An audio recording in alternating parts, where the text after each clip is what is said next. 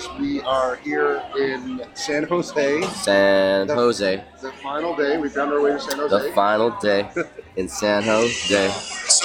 And Mike still got the energy going. All right. Yeah, so we're checking on the phones. We're live. We're good. We're live. The audio's good. We're good. We're doing like a second mini recap / what are we taking home from this conference? Well, we're taking home some swag that we didn't want to take home, I'm sure. Right. And really, they're toys for my kids. That's what I do. Sure. I got the T-sheets, Rubik's Cube. My boys will mess that up right there. My daughter said, make sure to bring me your lanyard. Oh, yeah, really? She really wants She's a lanyard collector? She likes the lanyards, yeah. That's awesome. I should save them for your daughter. Just mail her packs of lanyards. Yeah. So Mike, we did a quick recap yesterday. We talked about your session on advisory, but we didn't talk about another session that I attended. I was actually blown away with how good quality content was, so kudos to that. It was about acquiring and retaining talent. There was a quote that you said, I want to misquote it. You said that 90% of CEOs are obsessed with acquiring talent. That's what they're preoccupied with. Totally. Why is that? Why are they not thinking about finances and acquisitions? Why are they thinking about talent? Yeah, because if as you grow your business, as your business grows, and you go into different forms of an organization, you realize that the only unique thing left in your business is for people. Because everything else, there's no new ideas under the sun. There's really no new services or products. There is innovation, but it's innovation how your people execute on it too, right? So, I was thinking about even last night when we were seeing yesterday, Rent the Runway CEO. Like she's at, over 2,000 people or something like that now, or whatever it is. It's all about people. That's what it is. Why are you putting systems? So that people can be more efficient, so that people can lead better. So as a CEO, you're out there finding new leaders. And I think in our profession, with unemployment at less than 2% in our profession, and all the opportunity there still is, only one accountant entering for every 500 new businesses, it's all about people. Can you find the people fast enough, and can you keep them happy and retain and excited about the vision you have? That's right. Yeah. And empower them to make decisions. Exactly. Totally empower them. If you're in the game of doing this for yourself, if you want to be the smartest and best guy in the room, then don't get into the game of entrepreneurship or leadership. Yeah, and you also talked about culture, which is a sort of the second part of the equation, right? Yeah. So having great people is one thing, and that might be specific or significant to how good of a talent you acquired. Right. But in many cases, it's not just getting a great person; it's getting a person that can assimilate to something that you have set up. And before you bring the talent, you said something like, before you bring the people, you have to define your culture. What does that mean? Yeah, defining your culture. So your culture is the perfect mix of your values, your beliefs, and your set of behaviors. So defining the set of behaviors that make up the perfect person, a perfect employee in your company. So that means not all people will be able to or should work for you. Not all people are created equal. Everyone's different, but there's going to be a set of people in the universe, in the world, that are going to be attracted to what you are trying to do. And what's great about today is, because of the internet, because of communication technology, we have access to more people that can resonate with your message and help you grow to the vision you want to build. But it starts with you defining that for yourself. Now, some people ask, well, when do I start doing that? Well, you can start as early as you can, but it's a chicken and the egg thing. You might not know a lot about yourself until you start doing the service or product that you're trying to sell, and then you learn, oh wait, like I didn't know I was good at sales. Right. I did not know that. I as accountants, until you tried it, I guess. Unless I tried it. Yeah. And I didn't know I had a natural eye for communication, for some level of branding, marketing. I thought I was destined just to accounting work, right? Yeah. So until you start doing it, sometimes you don't know, and then you realize, okay, where do I want to play, and who are the types of people I want to bring, and what values really are going to work and resonate at the company I'm trying to build. So what do you do to identify people's natural talents and abilities? Like you just said, I didn't know I was good at this. I didn't know I was good at that. And it's obviously going to be a universal problem across everyone, including leaders and staff. Yeah. So how do you experiment with your team to explore their skill sets and find what they could excel? Let me tell you, one thing. My recommendation, first of all, to employees or people looking for, like, what should I do? Especially if you're a college grad, take whatever role you can at a small company and be willing to do anything they're asking you to do. Now, this is why I say this. Yesterday, Because there is a bad culture of that's not my job. Yes, totally. And that's what you want to get away from. You want to get away from that, and you want the humility to say, I'm willing to learn. But anything. how do you? I know that's the candidate's purpose, but as a leader, as a business owner, how do you detect? How do you detect when someone's going to have that? Let me tell you. So Stephanie, my HR director, who did the presentation with me yesterday afternoon, she started as my personal assistant.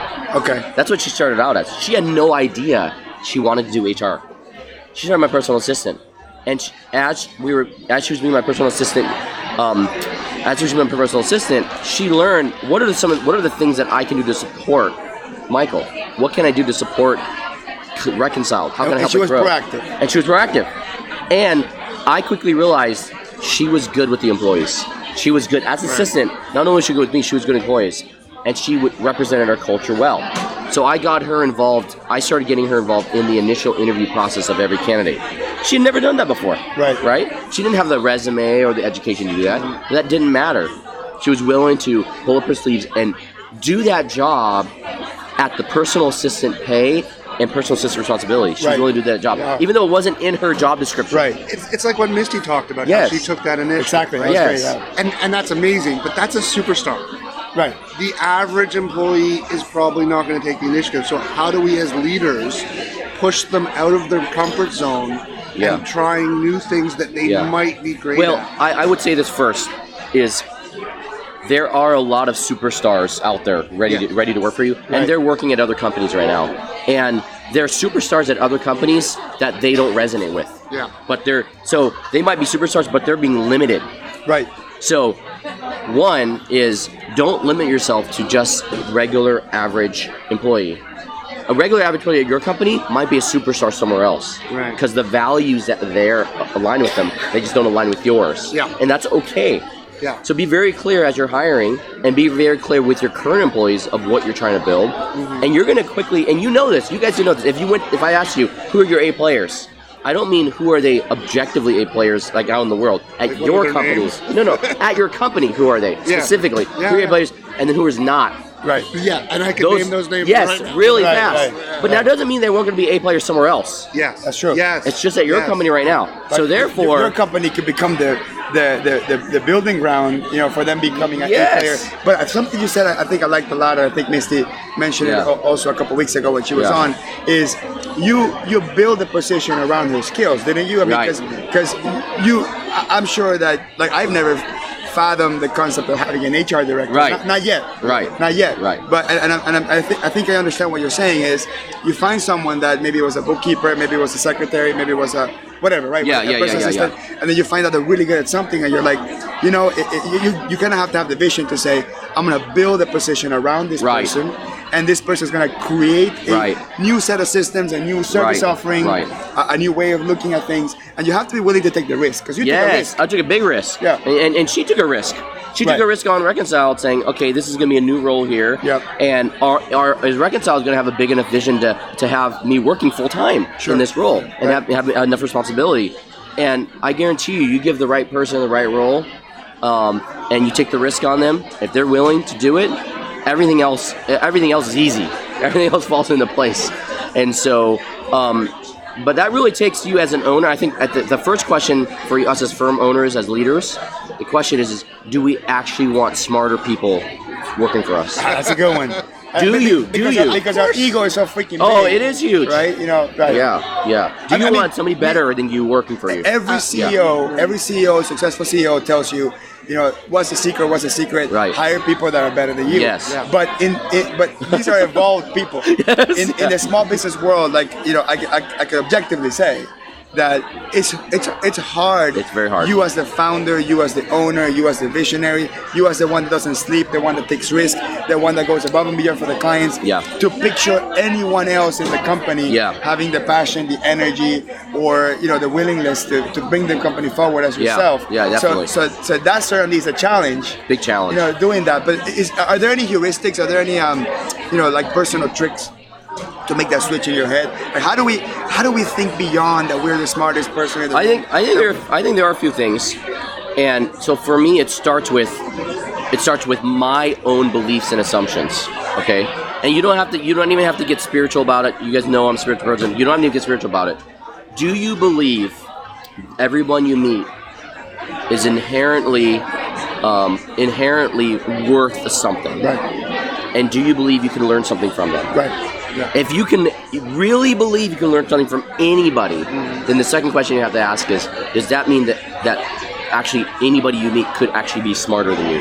Yes. Yeah. They could be smarter than you. So therefore, and do you care about your own growth? Right? So if you actually believe those multiple things, then it's going to be very easy for you to say, you know what? It's worth taking risks on people because they actually might be better than me at this. Sure. But if they're better than you, isn't there a risk that they'll copy what you do and take us up? Because in the accounting world, this happens a lot. Like you hire someone that knows nothing, you teach them everything. Yes. They learn accounting and they say, "Screw it, I'll open my own firm." Yes. You know, that's our fear. That's our fear. I mean, I think nobody has to fear their own team if they become better human beings and A players because of you, and they go out and do their own thing. Why is that not to be celebrated? The fact that you got to impact a life. Well, you impacted a life. Well, because it depends how depends how it's done. Yeah. Like if you see someone who's growing and moving up and they do it honestly and ethically. Right. That's what I'm talking about. But the fear is they'll steal your clients. That they'll steal your clients. Right. Yeah. And I think the key to that is it is the combination of people and processes. We're talking right now about people because they are such an important part. But it's that combination. And if you want to protect your business, it's about combining great people with systems and processes that you built that can't be replicated when you walk Here's the reality. Here's the reality. Do not be afraid of losing clients. Yeah. Do not be afraid. If you're afraid that your clients are going to leave your firm because one of your employees is going to go start something else, then you didn't do it right. Yeah. You didn't do it right. Yeah. You sold you. You didn't sell your firm and the people and process in your firm. Yeah. You sold you. Build your company so that your customers are there for the company, not for you. Yes. And so that's why the fear. I have no fear. I don't. If a customer wants to leave, fine. Yeah. That's what it is. I have no fear around that. I wish I could say I have no fear around that. I'm not quite there yet. Yeah. But I do want to empower people. Like I look at, I've got a staff member, and I'll call him out because I think he's done an amazing job for us, Jose, who's done a lot of my graphics and video stuff. Unfortunately, he's not here with me today. He's starting to get offers now to move up in his career, right? Yeah, sure. And I want to see him do that, right? And so that's a perfect example of where you've got someone who's I know when he goes, and I know he's going to go. Yeah. Because he's going to be a superstar in this area, and I've been able to give him that kickoff, and he's been able to give back to me in values and ways and let me experiment with things that I never would have done. Yeah. But I also know that we have a system in place and process in place that when he does transition out, that we'll be able to bring in someone new. They'll have a learning curve, and we'll have to invest in them, and we'll have to get them outside their comfort zone. But the company will be better for having had him there, and he'll be better off, like you said. There's that pride in knowing that you helped someone move up the ladder. And remember that stat yesterday was shared, or reshared yesterday or 2 days ago. The average American now moves every 18 months. Right. That means most of them, they're not in remote jobs. That means every 18 months they're changing jobs. Right. So I tell new employees. Are they moving for the new job? Possibly. That's what I'm saying. That's a correlation. Yeah. That's the correlation. Yeah. So there's some correlation, even if it's 2 years, whatever, 1 year, whatever. I tell employees, if I get you for 2 years, I will feel like a blessed person, a blessed leader. Yep. And my commitment to you is I will make you the most marketable person in 2 years. If your commitment to me is that you're going to work hard for our vision for the next 2 years, that's good. I will make you marketable. And if you in 2 years find something better than we can offer, I want to be very happy for you, and I will help you. I will help you get the job. Yeah, exactly. I will help you get the job, and I have done that for people. Yeah. And some employees do not believe me that I'll do that for them, and they just like, who would do that? Because they've never heard that. Right. And I give them example after example of employees that I have helped find better jobs, higher paying jobs, better situations for their life, and I say, look, I want to bless you on that. Right. So. Kudos to you for that. Yeah, but we as leaders should not be afraid. Because it comes back around. Those same people are your advocates out in the marketplace. I was going to say that. So one of the ways you can also think about this is build enough as a business owner, as a leader, build enough people around your network that are your competitors, quote unquote, that you can actually send your clients, your employees to. Because I had a really good employee that there were some things that were not working out, but I really cared about him. I wanted him to do good. I had a friend, a good partner that has a different business, and he happened to say, hey, someone that can do this. As a matter of fact, I got a person that's probably going to quit because they're going to get a job somewhere. Consider this person, and they went to a friend of mine, another firm, another company, and interesting enough, a couple months later, that person convinced their boss that we should do some work together. Yeah. So you're saying they're advocates. What you essentially want is your employees to, even after they leave you, to be your permanent branding agent out there. Exactly. Right? Talk great things about you and what you did, and especially if they are in a competitor, let's call it a parallel company, they're gonna run into situations that hopefully, if you have good culture and a well-identified niche specialty, they're gonna run into clients that their firm, whoever they're working with, they're not gonna be good at, and they're gonna refer it back to you. So the good thing is just to keep the goodwill going, because it comes back to you. I wanted to ask you guys a question about something Common said to us yesterday about hiring ex-convicts.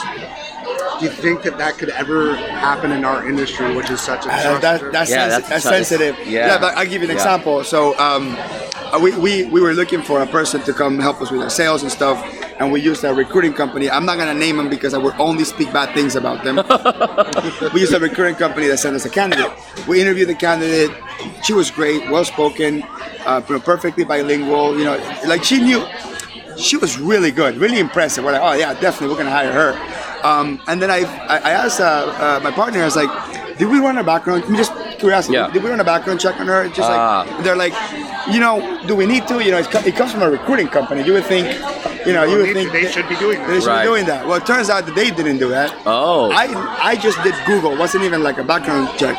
And the girl was arrested at 19 years old for using a fake ID.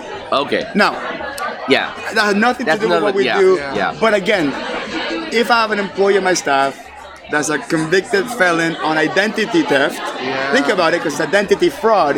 Do we want the brand of identity theft to be associated with our company when we have social security numbers, we have financial information. So that's a sensitive topic for sure. And I think as an example that, and of course we didn't hire her. I couldn't. I know this really well. I'm really personally connected to this, and because one of my groomsmen from a wedding, he's actually in jail right now, waiting. He's 3 years in jail right now, waiting for trial. So he's not even convicted. He's just waiting. 3 years, might not, don't even know when he's going to go to trial. And I'm of the belief that somebody has done their time, they've served their punishment, right? And if our goal as a society is to help people who have served their time come back into society as successful human beings with worth and dignity, and not go back into the system that's so expensive to keep them in, then we ought to do more than just you can barely get a job. Right? We have to do more, and we do way more for people that aren't even American citizens, right? Like, or anything else. Like, we do way more for them. Why not do more for the people we call American citizens, their family members, their friends? And some of the crimes are pretty small. Like, the fact that we still have people, we know that, they've gone to jail for a couple of grams of weed. Yeah, and now it's legal. Right.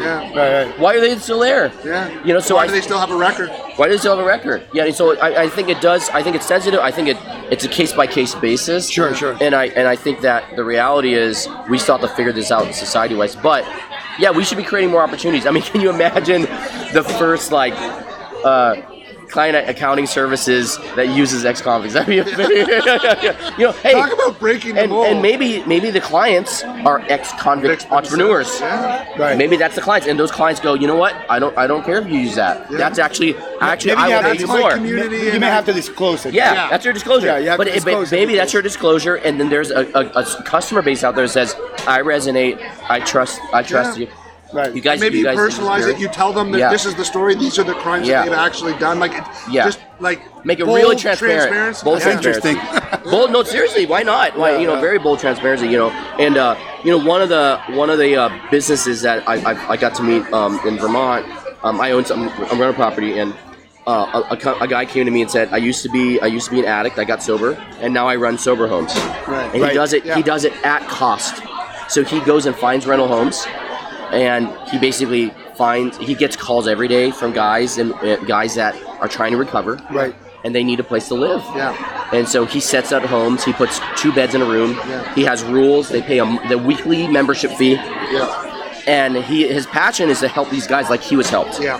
In a sober home. That was his help. And those guys need a lot of credit. They need because, help. Well, and the people who are helping these people need a lot of credit and respect because, you know, when you're, you know, anyone who knows anyone about addiction is the majority don't make it through counseling. Yeah. And ultimately then these people who are trying to help them, you know, are constantly dealing with failure, right. To not able to help them, and then often, you know, when you bring drugs involved, you know, they're taking advantage. These sober living houses, they get damaged, theft. The amount of perseverance that it takes to deal with that kind of population. But yeah, you know, Grumman was great, and I was very surprised on how spiritual he got on stage. It was really interesting to me, and I was like, wow. And political. Yeah, but both Jade Simmons and him, both very strong believers, very active, faithful people. I was very surprised, and I was like, wow, this is really, really cool. Yeah. But yeah, Jade Simmons impressed me. I was not expecting a piano player. She impressed the entire room. I was not expecting that. She was the best out of all them. Oh, she was amazing. It was wonderful. Yeah. So that was some of the talks the keynote talks was Jade Simmons, Common. Anything else? Any highlights from yesterday as well? You know, one of the things, and this is obviously a big pivot from all the conversation we're having now. One of the things that really surprised me is how quickly, how fast Intuit flipped the script of a desktop software to an online subscription. Yes. Because, you know, I've been going to conferences for 6 years, and I talk to as many people as possible. I love to hear people's perspective, where they're coming from, and I remember 3 years ago, it wasn't even that far ago, the vast majority of people were like, all my clients are desktop, I don't even want to look at online.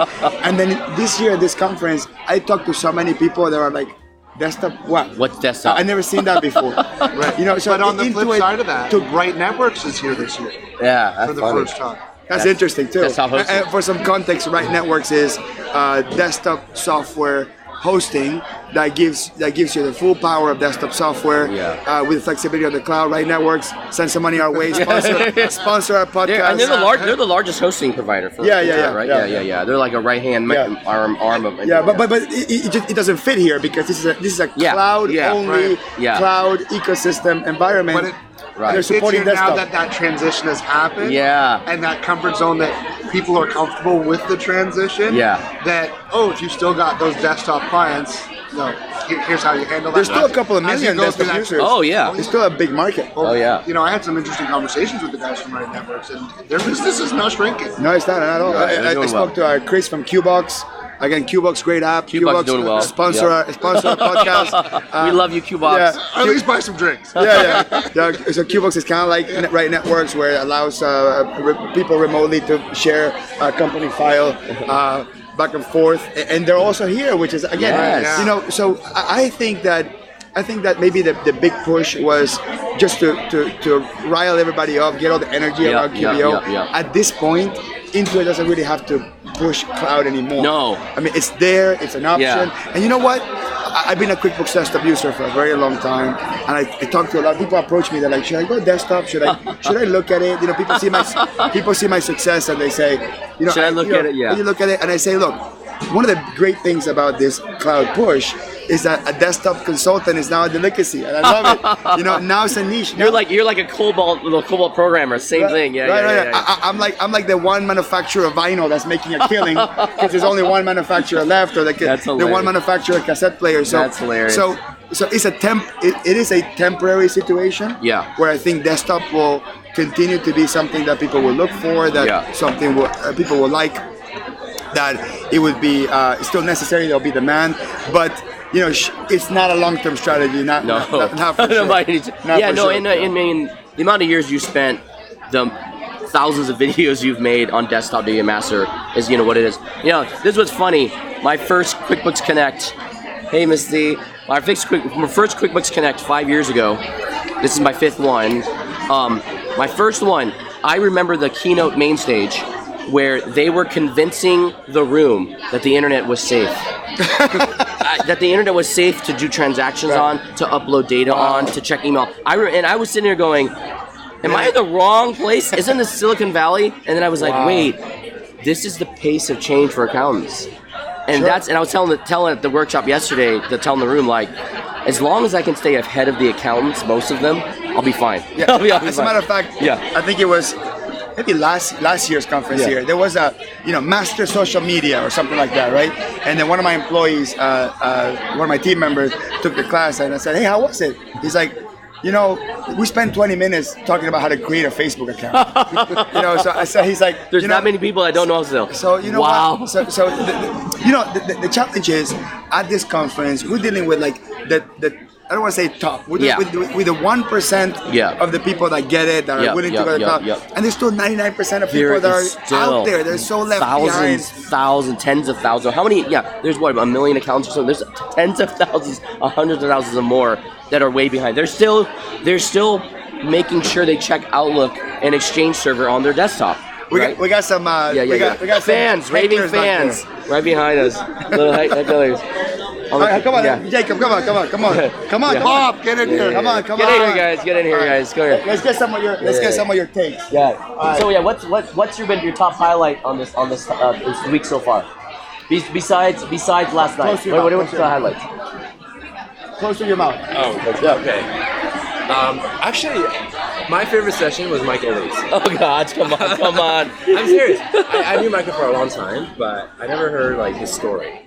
I was impressed. I was blown away. In a full beginning to end, and how you came up with the core values and how you're using it.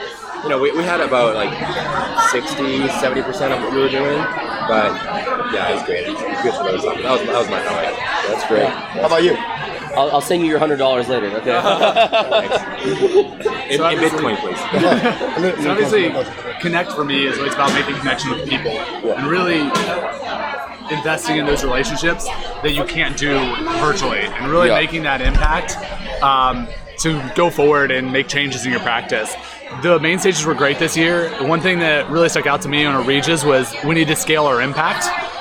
And so often we've been focused on efficiency, and technology is finally catching up that efficiency is just the standard now, and we have to become effective. And if we're not becoming effective, then we're going to run the risk of machines replacing us. Right. Because the industry is obsessed with efficiency, right? Of tweaking this, tweaking that, getting so many transactions per hour in, and then we often forget, what's the end goal? What's the end in mind? What does the customer want? What's the value they get out of what we do? Correct, exactly. I mean, efficiency is important because without efficiency, we probably don't have time to spend on client impact, but client impact is what we have to be going back to. So if we're getting efficiency just to add more clients, we're doing it for the wrong reason. If we're getting efficient to make a greater client impact, our fees are actually going to go up even though we're doing less work. Right, let me add on to that. So yesterday, Michael and I were chatting about the focus on customer experience and the competitive advantage, right? Because these days, everyone uses the same software stack, no matter how big or small your firm is. So how do you really differentiate? You differentiate by giving your customers a different wow experience. How can you become the Disney of accounting? Right. Accountants not known. That'd be nice. That'd be amazing. Accountants are not known for customer service, but why not? Why can't you be the Disney of right? And I think that should be a takeaway. And that's what we're How do you become the Disney of accounting? And that's what we're sitting in right now, right? Look at this. Into it, yeah. I took this fight, and I punched him, and I made it happen. No, that's what we're sitting in right now, right? Into it's like, okay, what can we do new? Every year thinking what we do, and we're sitting in the Speakeasy Lounge, 8:00 in the morning, in the Hilton. It's like amazing. Way too much energy. Right? Yeah, way too much energy for it. It's amazing. Intuit, Missy, of course. Come here. Missy, sit down. Come over. She gets center stage. Center stage. We have the leader of the Pro Advisor program Mr. here. Mejia. The one that's gonna help Pro Advisors go to the next level. Yes. So here, Misty. Handing me the mic. Misty, we want to thank you for all your hard work in helping put this together. And we're talking about how this experience of this room, like this idea of a society, is just another portrayal of Intuit's innovation, creating new experiences for their accounting customers. It's just amazing. Thank you. Yeah, to be open on a Friday morning, when breakfast is not even being served out there yet. We're in here having juice and hanging out, and a lot of people having fun in here. So, what has been your highlight this week? Like, oh my God, it's Friday, right? Yeah, it's Friday. It's Friday Night Live in the morning. For me, the highlight is just being with everybody, like being with our tribe. Yeah. You know, the connections in the hallway, the conversations you get. It's just like meeting people for the first time that you've only like met virtually or conversed with on social media, and they're like, hi, and you just feel like you've known them for years. Yeah. The education has been fantastic. Yeah. So great work. I've gotten a lot of comments about how you're doing. So much. Well, no, but thank you. Yeah. Toss everything. No, but thank you for the opportunity. I mean, I love the fact that you give. I mean, I consider myself a newbie in this community still, and I've only been around for a few years. I consider myself a newbie, and it's because of QuickBooks Connect that I got into it, and because of you giving opportunity for other people to come and share their knowledge, and that's because you recognize the value of that for the community, and I appreciate that. I think that's just amazing that you're doing that. Yeah. This community is such a sharing community to begin with, and so I love that people have their knowledge and their experience, and they get to that point of like, okay, I feel I got this, and now I need to share it. Right. And just having people in this community just go, hey, guess what I learned? Yeah. This will help you. Yeah. It's like, and I've had moments to like hop out maybe into other businesses and things outside of the accounting, but this accounting group is like unlike any other. Now, I saw you on our show a few weeks ago. Yes. And you are a big missed you. Yeah, I missed you too. I had a few weeks where I was just like so tired, and I love my co-hosts, and I knew they could have the energy to keep up with you. But so you did a theater production just a few weeks ago, right? We open next Friday. Whoa! So you had 2 productions happening this week and the next Friday. Yes. So tell us a little bit. How's that going? How are you feeling about next Friday? I am feeling really good. Okay. We have phenomenal actors. One of our actors is actually from London, a Shakespearean actor. Wow. He's also done television and film. Another guy has done television and film, and so these guys are like good talent, strong. The space is intimate, so our audience is like maybe within a few feet 4 from feet. You? Oh, wow. And so it's going to be an experience that they see like, the tears welling up in their eyes, and they see them like trying to catch their breath, and it's just, it's going to be unlike anything else. Well, if for anybody that's watching that wants to maybe come check it out, if it's not sold out already, what can they do? How can they get a ticket? What can they do to come and attend? Yeah, well, really? Yeah. I don't usually promote my No, I'm serious. Yeah. It's called Circle Mirror Transformation. Okay. And it's from Livermore, the Bankhead Theater. So if you go online and look at the Bankhead Theater, they have tickets for sale there. Okay. Or I'll put a post up. I still haven't posted it because I've been so busy with QuickBooks Connect. I haven't even put a social post up. No, you gotta have to do that. So anything else in regards to a highlight from the week, and if somebody's thinking about, they haven't come to QuickBooks Connect and they're like, oh, I want to go next year, what's your advice for them, or what do you want to say to them? I would say that it is unlike any other, and I'm not saying that because I work on it, but I have been an outsider for years. I've only been into it for a couple of years now, but this was always my favorite conference. Oh, and the reason was that the connection that you have here and the accessibility that you have to all of the speakers, like everybody stays. I felt like at other conferences, you would go learn from somebody and then they would dart away and you would never see them again. Right. But people here just stay because of the community aspect and really being able to sit and have deep conversations and learn from each other or just connect. Yeah. QuickBooks Connect. So we lean into that. It really is Connect. Connect. Yeah. And I have a speaker that has nothing to do with accounting. She's been here for 2 years, Nancy Buffington, and she was telling me we were supposed to go to dinner and she missed dinner because of somebody she met last year. Wow. That she wanted to reconnect with and just catch up. Wow. And I was like, go do that. So we left her behind to go do that, and we all went out to dinner. That's amazing. But it's just those little moments in the hallway where you go, hey, I see you. like, thank you for being here. Yeah. And it's Misty, let's get a pro advisor's opinion. Yeah. Pro advisor, come on in. Come on in. Yeah, it's squeeze in there too. There's space for everybody. So we're here at the Society of Pro Advisory here this morning. We got a few guests with us. And Hector, you want to take a charge here? You want to do this? Yeah. Hector's gonna fill us in here. Hey guys, so we have Wes Hackett here, a good friend. Thanks for coming over. Thank you. And Liz, another thought leader in the industry, great writer. She's writing. So I would like to talk to you guys about specialization, right? Because that's been one of the themes. You know, the conference has been a lot about advisory, specializing. And Wes, I know you got a specialty practice. Can you tell us a little bit about that?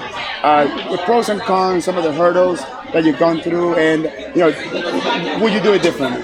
Yeah. So we've been on this journey of trying to figure out what specialization. We hear, we come to these conferences, everybody says you gotta, in order to really grow your practice, scale and be efficient with training and grow a successful practice, you gotta specialize. Right. That's been something really hard for us just because we started off everything for everybody. We got clients in all kinds of industries, and we think, who do we want? Well, we got 3 or 4 in this, 3 or 4. It's hard to really choose. We have kind of narrowed it down to a couple. We do work with medical practices, and then we also work with consultants. Okay. We're really trying to go after more consultants and more of the medical practices, dentists, just because we just happen to have, when we first started out, several in that area. We got kind of familiar with them.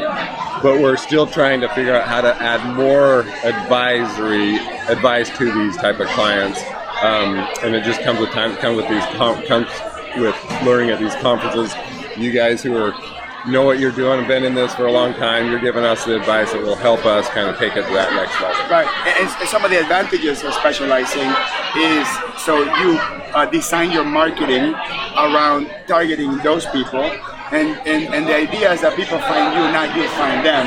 And one of the key things to do that, obviously video is one of them, podcasts, but writing too. At least I know you've been very prolific in writing. Tell me how writing has helped your practice. So I feel like writing is one of the ways that I'm able to create my processes. So I'm a visionary, and which sometimes means that I can be all over the place with my thoughts. And so being able to write it down makes me have a hard thought, and having those processes allows me to say, this is the way we do it. Yeah. So writing for me is very important. And then by writing, I can share that with not only all of my friends, my peeps, right. Then I can also share that internally with our firm people. And so they know how, whenever I'm at a conference, how they can continue on the functionalities that are important in our firm. Do you also write for third-party purposes as well, to put on other blogs? Well, I do, because I can't stop thinking. Well, plug it. Right. Where do you write? Where can people read about the stuff that you write about? So I write for Insightful Accountant. So every Monday I'm writing an article about new things that are happening inside of the QUICKBOOKS Online product. And then I'm also writing for Appy Hours, so new things that are happening for apps. And then I'm going to be doing some writing for Giraffe. And then I also write for some other apps that come out and they say, hey, can you help us with maybe getting in front of the right market? And so all of the accountants need to know how these apps work. Sure. So why would you connect to these apps? Right. How much do you vet them before you say, yes, I'm going to work with you, right? Exactly. That's really important to us, is that we try it before we want to share it with people. Right. So in the concept of apps, Wes, what kind of apps are you using for your medical dental practice? Like what's been successful for you in terms of apps? Yeah, so our tech stack is Expensify, Receipt Bank, Bill.com, QuickBooks Online, kind of a lot that most people are using. Sure. We found that they just work really well for all of these, but those are the main 4. We use Fathom as well. But yeah, those are 4 or 5 that we use pretty much across all industries, not just medical and consultants. Consultants more on the Expensify, but yeah, just those 4 or 5 help us create the paperless environment, the more real-time, up-to-date accounting that they're looking for. That's really good. So we're going to wrap things up. Thank you guys for coming over. So a couple of key takeaways. You specialize so you can get better at what you do, and that will incrementally help you better. You write so you can narrow down your thoughts, summarize your thoughts. Something that I do quite often is anytime I write a long email, I think about, why am I writing this email? Why isn't my client seeing a video or an article already with that explanation? So then I'm done doing the video, I go back and I repurpose it and turn it into an article. So almost every one of my sort of long explanations via email with my client turn into an article that I put back in my blog. And then, you do have to reframe it because it's now a general target, but what ends up happening is, all the effort you put into thinking about the answer, it's now you allowing the world to see how you think. And a lot of these people, especially high value clients, the ones that are looking for a consultant that thinks, because thinking is getting a little bit underrated with all these apps and all these automation. Some people are expecting computers to do everything, and they're not really noticing how valuable a person that can slow things down, think about it, and really, think from the client's perspective. So when the clients, the ones that read, the ones that are high value, the ones that are committed to getting high quality service, when they read through your thought process, they're like, I want to work with that person, and it doesn't matter what price you give them, doesn't matter who you're competing against. Exactly, because you've already set the value up of your expertise and what you know, and they're like, this is what I'm looking for. You draw the right people in, like you were saying earlier. Exactly. Like draw people in versus you going out and trying to find them. Absolutely. Yeah. So Misty, what's next for the Pro Advisor program? What are we expecting to see in the next 6 months to a year before the next QB Connect that every Pro Advisor should get excited about, and everyone that's not a Pro Advisor should consider become one? For us, it's hard to know what I can say sometimes. So we are. This is only live on the internet, so. Good. So only a few intimate friends of thousands. Got it. For us, we are actually testing right now mentorship programs. Oh, nice. To help everybody, no matter what level you're in, get mentored by peers, because this is such a sharing community. So we're testing out some new platforms within the program. And we're trying to decide whether that's niche mentoring or onboarding or like specific niches within that, or whether it's just mentorship in general about how to grow your practice. So right now we're doing some A/B testing to see how we can launch that. We are building out a lot of education this year. So coming in like January timeframe, we are doing end-to-end advisory training. Oh, nice. That we're really excited about. I think we've heard for many years, and we've been testing out some sessions here on advisory. But we've been telling you, hey, you need to be advisors, you need to go deep, you need to develop a niche. And people are like, great, how do we do that? And we're like, all right, yeah, let's show you how. Let's show you how. And so we're bringing the best of the best in globally.